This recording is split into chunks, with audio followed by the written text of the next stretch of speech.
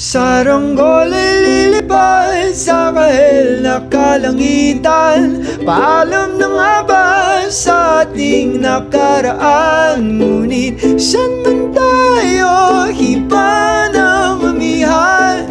Di pagpapalit ang pagkakaibigan.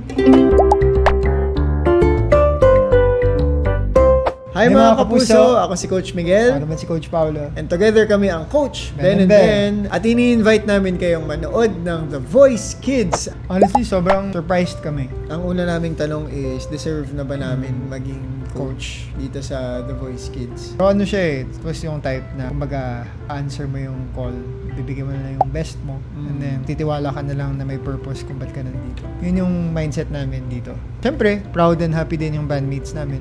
Sana makapunta sila, no? Oo. Naisip ko rin, kung yung mga kids nga meron silang courage na sumampa sa stage na yun. Mas lalo na dapat kami na parang magkaroon din ng courage to say yes to an opportunity like this.